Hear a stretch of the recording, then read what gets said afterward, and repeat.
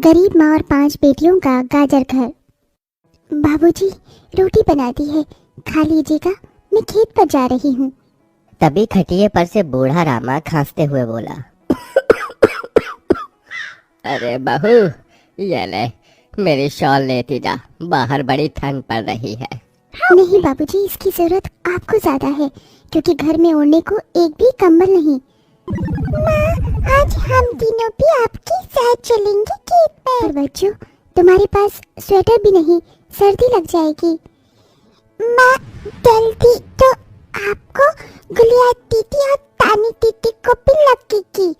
अगर हम जब एक साथ मिलकर खेत पर काम करेंगे तो ज्यादा पैसे आएंगे और फिर हम कंबल खरीद लेंगे। मेरा राजा बेटा कितना समझदार हो गया है, माँ के दुख को समझने लगा है। सरिता अपने बच्चों के साथ खेत पर आती है, जो कि जंगल के पास पड़ता था। बच्चों, हमें आज के आज खेत जोतकर गाजर की फसल बोनी है। सरिता की चारों बेटियां और राजा भी कड़ी मेहनत से बंजर खेत को जोतते हैं और फिर सब मिलकर खेती करते हैं।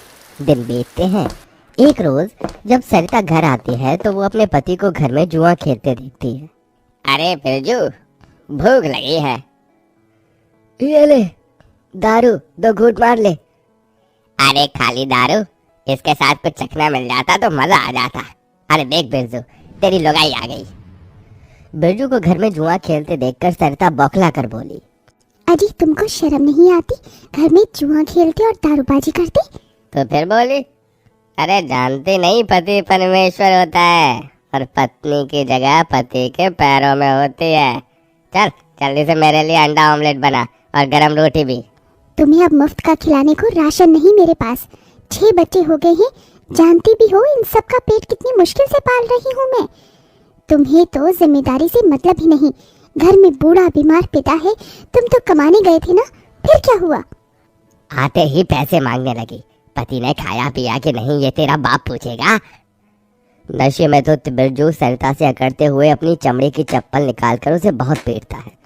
ये ले, और लड़ाएगी जबान, मैं कमाता नहीं तो क्या इस घर में मेरी इज्जत नहीं होगी? ये ले। बचाओ, बचाओ, माँ को मत मारो पिताजी। तभी लड़खड़ाते हुए बिछौने से उठकर बूढ़ा रामा कहता है, अरे निकम्मे, छोड़ दे बहू को, निकल जा इस घर से तू, और फिर कभी शक्ल मत दिखाना। अरे ये मेरा घर है, मैंने बनाया है इसे। बिरजू चला जाता है। तभी रामा रोते हुए बोलता है, अरे जाने कैसे उड़ाऊं बेटे को जन्म दे दिया है मैंने।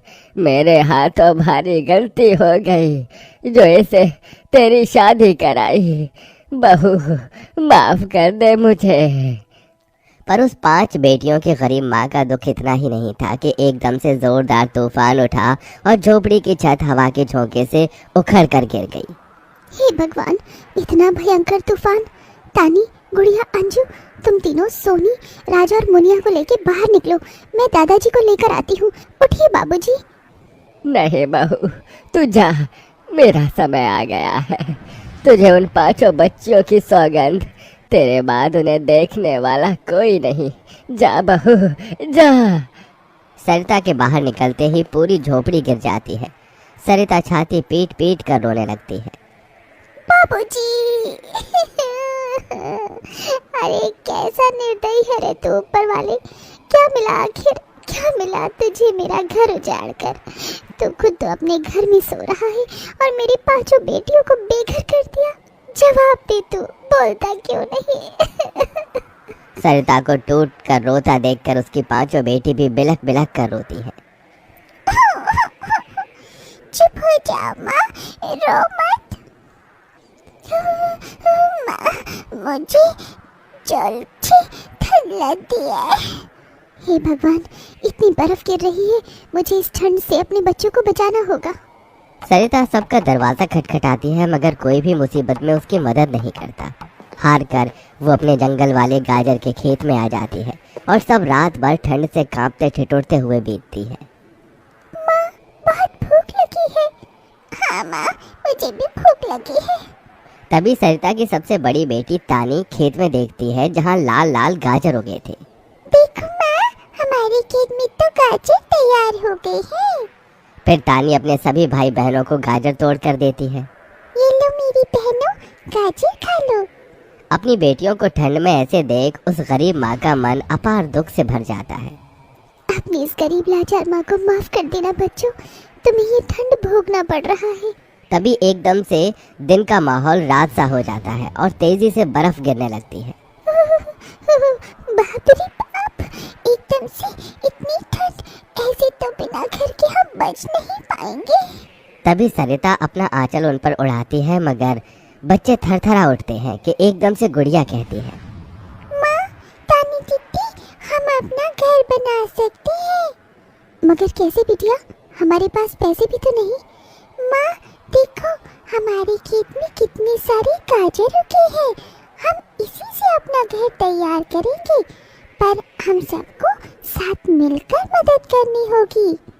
राजा बेटा, जब तक कि हम गाजर घर तैयार नहीं कर लेते, तुझे अपनी छोटी बहनों का ख्याल रखना होगा, रखेगा ना? हाँ माँ, रखूंगा।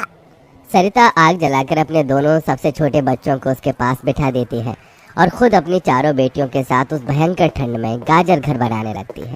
अंजू, सोनी, गुड़िया, तुम दोनों मुझे और तानी दीदी को गाजर तोड़ तोड़ कर दो, हम घर बनाते हैं। ठीक है माँ। गरीब माँ बेटियां मिलकर गाजर घर बनाती हैं, मगर घर एकदम से ढह जाता है, जिससे सरिता दुखी हो जाती है। कितनी मेहनत से ये गाजर घर बनाया था हमने, मगर सारी मेहनत बेकार चली गई। तभी चारों बेटियां रोते हुए गाकर अपनी माँ को हिम्मत देती हैं। जिंदगी की यही रीत है, हार के बाद ही जीत है। थोड़ी आंसू है, थोड़ी हंसी, आज गम है तो कल है खुशी। जिंदगी की यही रीत है, हार के बाद ही जीत है। मेरे बच्चियों। रोते हुए सरिता अपनी बेटी को गले से लगा लेती है। वो फिर कोशिश करते हैं, कई बार उनका गाजर घर बिगड़ता है। तभी गुड़िया कहती है, माँ, अगर हम अपना गाजर घर मजबूत बनाने के लिए पहले लकड़ी फट्टे से ढांचा बना लें, तो फिर हमारा गाजर घर नहीं गिरेगा। सब ऐसा ही करते हैं, जिससे उस बार उनका गाजर का घर मजबूत बन जाता है। सरिता अपनी पांचों बेटियों और बेटे के साथ घर के अंदर आती है, तब जाकर उनके शरीर को गर्माहट महसूस होती है। अरे वाह माँ, दीदी, आप सबने कितना सुंदर गाजर घर बनाया है, और ये कितना गुलाबी है। तभी सरिता अपने बेटे बेटियों का मुंह देखती है। सबकी आंखों में भूख थी। मैं जानती हूँ तुम सबको भूख लगी है ना, अपनी माँ को एक दिन दे दो, मैं कल काम ढूंढ लूंगी। ठीक है, आज हम ये गाजर खाकर सो लेंगे। आप भी खा लो ना माँ, आपने 2 दिन से कुछ नहीं खाया। सोनी अपने नन्हे हाथों से अपनी गरीब माँ को गाजर खिलाती है। अगले दिन सरिता ठंड में इधर से उधर काम ढूंढने भटकती रहती है, मगर कोई उसे काम नहीं देता। इधर अब उसके खेत के गाजर भी खत्म हो गए थे, जिससे उसकी बेटियां भूखी थी और उसकी दूधमुही बेटी भूख से रोई जा रही थी।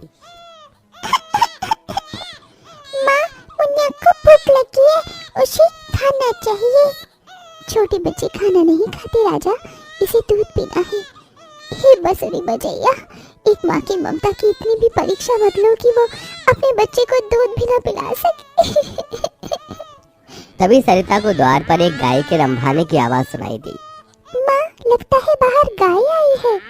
सरिता अपनी बेटियों के साथ बाहर आकर देखती है तो गाय के थन से दूध की धारा बहे जा रही थी। इस गाय के थन में कितना दूध गिर रहा है।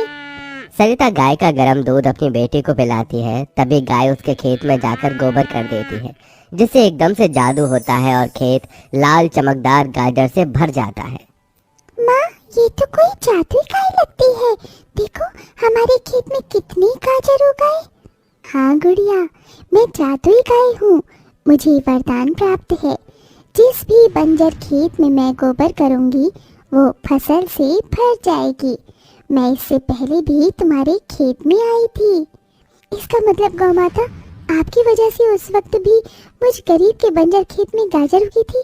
आपका कोटि कोटि धन्यवाद गौ माता। माँ, तुम काम ढूंढ रही थी ना, बनाती हो और गाय के दूध से खोया, घी, दूध सब बनता है। तुम हलवा बनाकर बेचो। सरिता उस गाय के दूध से घी खोया तैयार कर लेती है और गाजर का हलवा बनाकर बेचने लगती है, जो कि लोगों को खाने में स्वादिष्ट लगता है। उसकी अच्छी कमाई होती है, जिससे उसकी आर्थिक स्थिति ठीक हो जाती है और वो गाय उसके गाजर घर के बाहर बंधी खेत के गाजर और घर दोनों की पहरेदारी दिया करती।